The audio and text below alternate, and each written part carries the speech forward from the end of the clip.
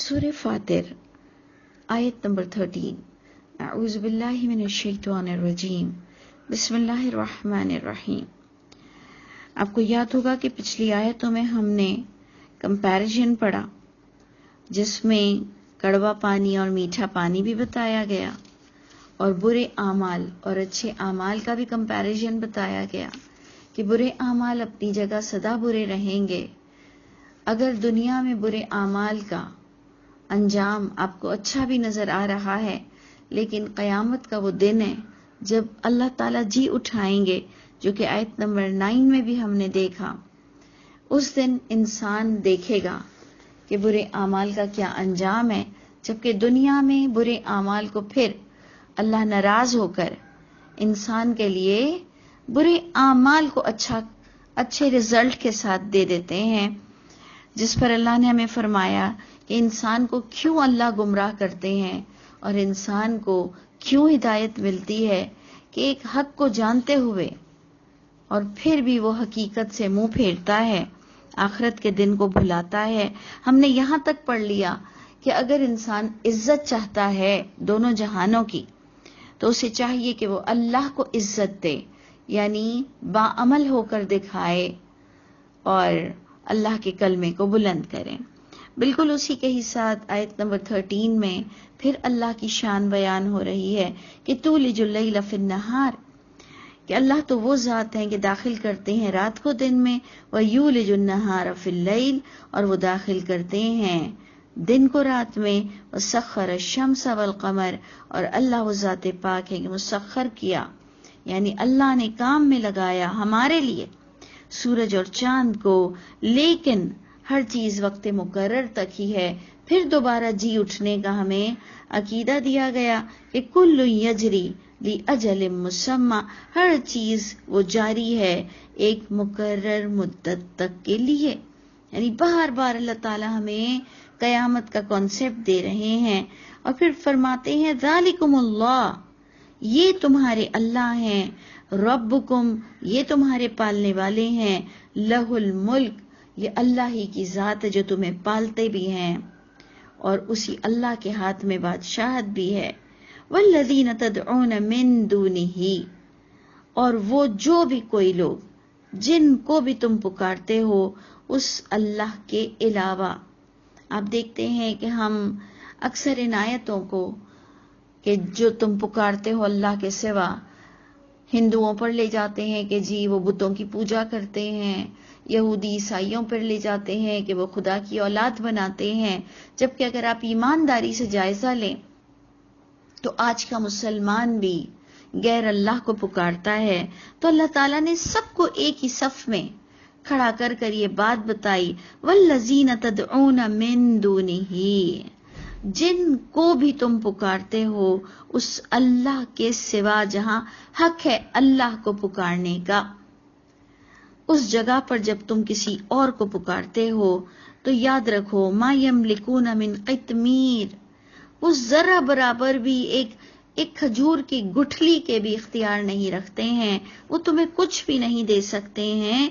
इन तदऊहुम, अगर तुम पुकारते भी हो उनको, ला यस्मअू दुआअकुम, नहीं वो सुन सकते हैं तुम्हारी पुकार को, वलौ समिअू, और अगर ये समझ भी लो कि कोई सुन भी रहा है, मस्तजाबु लकुम, तो वो तुम्हें रिप्लाई नहीं कर सकते हैं, तुम्हें जवाब नहीं दे सकते हैं, तुम्हारी दुआ को कबूल नहीं कर सकते हैं। इस आयत को जरा सा बहुत गौर से देखिए, बहुत इंटेलेक्चुअल पॉइंट है। आपको पता है कि कुछ आयतें मुहकम और कुछ आयतें मुतशाबे है, जैसे कि आपने पिछली ही आयत में देखा कि अल्लाह गुमराह करते हैं जिसे चाहते हैं और वो हिदायत देते हैं जिसे चाहते हैं। ये आपने आयत नंबर 8 में पढ़ा था। ये आयत मुतशाबे कहलाती है क्योंकि हम अल्लाह की चाहत को कुरान से निकालते हैं कि ए अल्लाह, किस चाहत की बिना पर आप गुमराह करते हैं और किस चाहत की बिना पर आप हिदायत का इंसान को मुस्तहिक करते हैं, तो इसे मुतशाबे कहते हैं। और जब हम उसके राइट एंगल को लाते हैं कि किन वजह से इंसान हिदायत से मुनव्वर होता है और किस वजह से इंसान अल्लाह के यहां से गुमराह होता है, اس کو ہم محکم میں دیکھتے ہیں اور متشابہ اس انداز سے آتی ہے. بالکل اسی طرح یہاں اس وقت یہ متشابہ انداز ہے کہ اگر وہ سن بھی لیں جن کو تم پکارتے ہو، جن کو بھی تم سمجھتے ہو کہ یہ اللہ کے علاوہ تمہیں کچھ دے سکتے ہوں، تو ہمارے ہاں جن لوگوں کی قبر پرستی کا جن کو مرض ہے وہ کہتے ہیں دیکھو اس آیت میں لکھا ہوا ہے نا کہ وَلَوْ سَمِعُوا، اگر وہ سن بھی لیں. اسی طرح بت پرست کہے گا کہ دیکھو یہ سن تو سکتے ہیں، وَلَوْ سَمِعُوا، اگر وہ سن بھی لیں تو اللہ نے کہا مَسْتَجَابُوا لَكُمْ، تمہیں کچھ دے نہیں سکتے ہیں، تمہیں رپلائی نہیں کر سکتے ہیں، تمہاری دعا کو قبول نہیں کر سکتے. سارے ترجمے استجاب میں جاتے ہیں، جواب نہیں دے سکتے، قبول نہیں کر سکتے. اب اگر آپ اس کی محکم کو نکالیں، آیت نمبر یہ آیت نمبر 4 ہے، آیت نمبر 5 ہے سورہ احقاف کی، جو کہ 26ویں پارے میں ہے. سورہ احقاف کی آیت نمبر 5 میں آپ دیکھیں گے جس کی محکم آپ کو ملتی ہے کہ وَمَنْ أَضَلُّ، سب سے بدترین گمراہ انسان وہ ہے مِمَّن يَدْعُ مِن دُونِ اللَّهِ، جو پکارتا ہے اللہ کے سوا، مَن لَا يَسْتَجِيبُ لَهُ، من عاقل کی طرف اشارہ جا رہا ہے کہ وہ انسانوں کو پکارتا ہے، بلکہ یہاں تو بت پرستی کی بھی طرف نہیں جاتا. اور پھر بھی اگر آپ لے لیں کہ بتوں کو اس سینس سے بنایا جاتا ہے کہ وہ کسی معزز شخصیت کی بنا پر اگر انہیں بنایا جاتا ہے، تو اللہ نے سب کا انکار کر دیا کہ کوئی بھی کچھ بھی نہیں دے سکتا، چاہے مسلمان غیر اللہ کو پکارے، اپنے معزز شخصیت کو بھی پکارے. تو آپ دیکھیں کہ بڑی جامع انداز میں یہ محکم آیت ہمارے پاس سورہ احقاف کی آیت نمبر 5 آ گئی کہ کون اس سے زیادہ بدترین گمراہ ہوگا جو پکارتا ہے اللہ کے علاوہ، من لا یستجیب لہ الی یوم القیامہ، جو اس کو جواب ہی نہیں دے سکتے ہیں، رپلائی نہیں کر سکتے ہیں، قبول بھی نہیں کر سکتے ہیں قیامت کے دن تک. وَهُمْ عَنْ دُعَائِهِمْ غَافِلُونَ، اور ان کا حال یہ ہے کہ وہ ان کی دعا سے بھی غافل ہیں. تم سمجھتے ہو کہ یہ سن رہے ہیں، یہ تو تمہاری پکار سے بھی غافل ہیں، دینا تو دور کی بات ہے. تو آپ دیکھیں اس طرح سے اگر آپ اور میں ایمانداری سے قرآن کو سمجھنا چاہیں اور ہمیں کوئی خوف نہ ہو کہ کتنے اجماع اور تواتر ٹوٹیں گے اور کتنے بزرگوں کی باتیں سٹروک ہوں گی اور کتنے والدین کے طریقے ٹوٹیں گے، اگر آپ کو یہ خوف نہ ہو اور آپ کو سب سے زیادہ محبت اللہ سے ہو جائے، جو کہ اللہ فرماتے ہیں وَالَّذِينَ آمَنُوا أَشَدُّ حُبًّا لِلَّهِ، کہ ایمان والا وہ ہوتا ہے جسے بڑی شدید محبت ہوتی ہے اللہ سے، کسی صورت وہ کمپرومائز نہیں کر سکتا ہے، اللہ کی آیت کے خلاف کسی صورت نہیں جا سکتا. تو یہ بڑی جامع آیت آپ کو ملی کہ جن کو بھی تم پکارتے ہو اللہ کے سوا، وہ تو ذرا برابر بھی اختیار نہیں رکھتے. اگر تم پکار بھی لو تو وہ سن بھی نہیں سکتے تمہاری پکار کو، اور اگر وہ سن بھی لیں تو دے نہیں سکتے ہیں تم کو کچھ بھی، اور بلکہ قیامت کے دن وہ کفر کریں گے تمہاری اس شرک کا. تو گویا آپ نے دیکھا کہ پکارنا شرک ہے، اور ہمارا مسلمان اس چیز کو شرک نہیں مانتا. وہ کہتا ہے میں غیر اللہ کو پکار کر کہتا ہوں کہ اے فلاں بن فلاں تو اللہ سے میری مدد کرا دے. اور جبکہ اللہ تعالیٰ ہمیں قرآن میں پھر محکم آیت دیتے ہیں کہ جب پکارتا ہے مجھے کوئی پکارنے والا، میں پکارنے والے کی پکار کا خود جواب دیتا ہوں.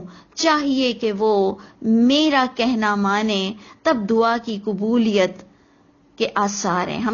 ہم پوچھتے ہیں نا اکثر لوگوں سے کہ دعائیں قبول کیوں نہیں ہوتی ہیں، تو اللہ فرماتے ہیں کہ جب پکارتا ہے پکارنے والا، میں پکارنے والے کی پکار کا خود جواب دیتا ہوں. اور اللہ نے یہ بات قل سے کہی، یعنی اے محمد صلی اللہ علیہ وسلم آپ میرے بندوں کو بتا دیں کہ میں آپ کو بھی بیچ میں وسیلہ نہیں بناتا، میں خود پکارنے والے کی پکار کا خود جواب دیتا ہوں، لیکن شرط یہ ہے کہ وہ میری اطاعت کر کے دکھائے، تو دعا کی قبولیت ہماری اطاعت میں ہے. جب ہم فرما بردار ہوں گے تو انشاءاللہ ہماری دعائیں ضرور قبول ہوں گی. اور آپ کو ایک اور بات بھی بتا دی گئی کہ اللہ جس سے ناراض بھی ہو جائیں تب بھی اس کی دعا کو قبول کرتے ہیں، کیونکہ اس نے جان کر بھی برے راستے کو اختیار کیا. تو ہمارے پاس دونوں باتیں آ گئیں.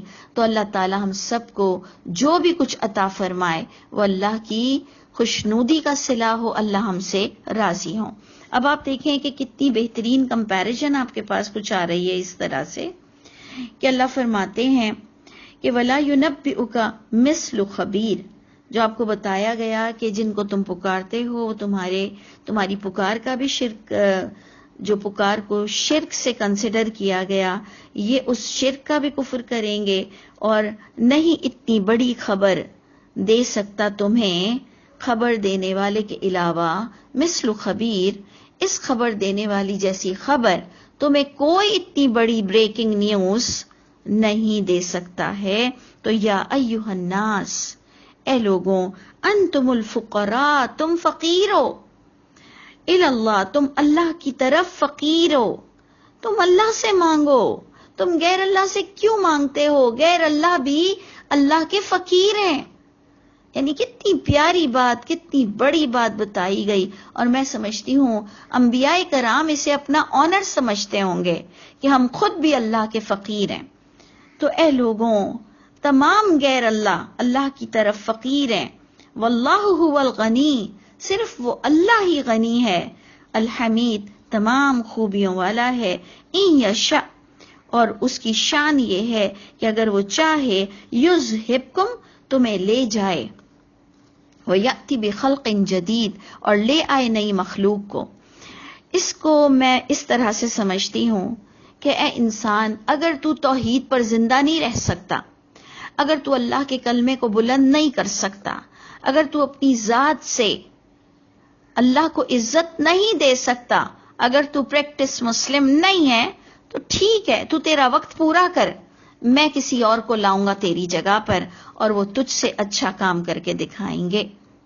یعنی اس آیت کو میں نے اس طرح سے سمجھا کہ اگر وہ چاہے تو تمہیں لے جائے، اپنے وقت کا فائدہ اٹھا لو، اپنی طاقت کا فائدہ اٹھا لو، اپنی فائنینشلی ساؤنڈ پوزیشن کا فائدہ اٹھا لو، اور اگر غریب بھی ہو تو اپنے کیریکٹر کو بہترین انداز سے نبھا لو. آپ کو آپ کے کیریکٹر پر بے انتہا ریوارڈز ملیں گے. اور یہ مت سوچنا کہ تمہارے بغیر دنیا چل نہیں سکتی. اللہ فرماتے ہیں اپنے وقت کا فائدہ اٹھاؤ، نہیں تو وہ تمہیں لے جائے گا اور نئی مخلوق کو لے آئے گا. وَمَا ذَلِكَ عَلَى اللَّهِ بِعَزِيزٍ، اور یہ اللہ پر کچھ بھی مشکل نہیں. اور یہ بات یاد رکھ لو، وَلَا تَزِرُ وَازِرَةٌ وِزْرَ أُخْرَى، کسی کے خاطر گناہ مت کرو، کسی کے خاطر گناہ مت کرو. نہیں کوئی بوجھ اٹھائے گا، بوجھ اٹھانے والا بوجھ کسی دوسرے کا. دیکھا آپ نے کتنی بڑی خبر آپ کو مل رہی ہے کہ جناب آپ کو جو ایک تسلی ہے کہ میں اللہ کو کہہ دوں گی، اللہ میں نے فلاں کی وجہ سے مجبور ہو کر یہ گناہ کیا، اللہ میں کیا کرتی، میں ایک عورت تھی، اللہ میں کیا کرتا، میں ایک فلاں مرد تھا، میں کر نہیں پایا، مجھے ٹائم نہیں ملا. اللہ فرماتے ہیں یاد رکھو کوئی ایکسکیوزز قبول نہیں ہوگی. اور خاص کر اللہ کے معاملے میں جب ہم اللہ کے کلمے کو اپنی ذات سے پروموٹ کرتے ہیں، ہم لوگوں کو بتاتے ہیں کہ میں پریکٹس مسلم ہوں اور مجھے کوئی اپنے رب کی راستے کی طرف چلنے سے روکنے کی طاقت نہیں رکھتا. یعنی میرے رب نے جب مجھے کہا ہے مت کہنا ماننا گناہگاروں کا، تو گویا اس نے مجھ میں اتنی طاقت ضرور دی ہوئی ہے. تو دیکھیں بڑی پتے کی بات آپ کو بتائی گئی کہ کوئی بوجھ نہیں اٹھائے گا، بوجھ اٹھانے والا بوجھ کسی دوسرے کا. وَإِن تَدْعُ مُثْقَلًا، ایون یہاں تک اگزامپل دے دی گئی کہ اگر کوئی پکارے گا لدا ہوا شخص بوجھ سے، اِلَى حَمْلِهَا، اپنے بوجھ کی طرف، اپنے رشتہ داروں کو، اپنے قرابت داروں کو، اپنے والدین، اپنے بچوں کو، اپنے شوہر کو، اپنی بیوی کو، جن پر اس نے احسان کیا ہے ان کو اگر وہ بلا بھی لے، بوجھ سے لدا ہوا شخص اپنے بوجھ کی طرف، لا يحمل، نہیں کوئی بھی اٹھا سکے گا اس کا بوجھ، شیئن، اس بوجھ میں سے کچھ بھی کوئی نہیں اس کی مدد کر سکے گا، وَلَوْ كَانَ ذَا قُرْبَىٰ، اگرچہ کہ وہ اس کا قرابت قریب ترین بھی ہو۔ اور اللہ فرماتے ہیں یہ بات کن کو سمجھ آئے گی، یہ بات تم کسے سمجھا سکتے ہو کہ انما تنذر الذین، بے شک تم تو انہیں ہی ڈرا سکتے ہو جو لوگ یخشون ربہم بالغیب، جن کو اللہ کے معاملے میں وہ توحید سے اٹیچ ہوں، جو ڈرتے ہوں اپنے رب سے بن دیکھے۔ یہ باتیں تو وہی سمجھ سکتا ہے جنہیں جی اٹھنے کا ایمان ہو، جنہیں اللہ کی ملاقات بہت عزیز ہو، جنہیں پتا ہو کہ کوئی کسی کا بوجھ نہیں اٹھائے گا، میں کسی صورت ایسی بے وقوفی نہ کر کے جاؤں کہ میں کسی کے خاطر میرے رب کے قانون کو توڑ دوں۔ اللہ ہمیں ایسا بے وقوف ہونے سے بچا لے، اللہ ہمیں ایسا بدنصیب ہونے سے بچا لے کہ ہم کسی کی باتوں کو سن کر اتنے امپریس ہو جائیں کہ ہمارے پاس اپنی سیلف آبزرویشن نہ ہو۔ اللہ کی کتاب کی آپ کے پاس خود آبزرویشن ہونی چاہیے، اور اللہ فرماتے ہیں یہ اسی کے ہی دل میں جگہ کرے گی اللہ کی بات۔ تم انہیں ہی ڈرا سکتے ہو جو خود اللہ سے ڈرتے ہوں، اقاموا الصلاۃ، اپنی صلاۃ کے پابند ہوں، صلاۃ کو قائم رکھتے ہوں، ومن تزکا، اور یہ چیز تمہیں پاکیزہ رکھتی ہے، اللہ کا خوف اور صلاۃ۔ ومن تزکا، اور جو یہ پاکیزہ، یہ پاکیزگی اختیار کرے گا، فإنما يتزکى لنفسه، اس کو یہ اپنی ہی نفس کے لیے فائدہ دے گا۔ یعنی اللہ کا خوف سب سے زیادہ بڑھ جائے، اور صلاۃ کی پابندی، ہر اچھے عمل کی پابندی، نمازوں کی پابندی، یہ انسان کو ایسی پاکی نصیب کرتی ہے جو اس کے اپنے نفس کے لیے فائدہ دے گی، اور دوبارہ آپ کو جی اٹھنے کا کانسیپٹ دیا گیا، وَإِلَى اللَّهِ الْمَصِيرُ، یہ تو تم اسی وقت سمجھ سکو گے جب تم اس اللہ کی طرف لوٹو گے۔ تو اللہ تعالیٰ ہمیں عزت کے ساتھ آپ کی طرف آنا نصیب فرمائیے گا۔ اللہ تعالیٰ ہم سب کے حامی و ناصر۔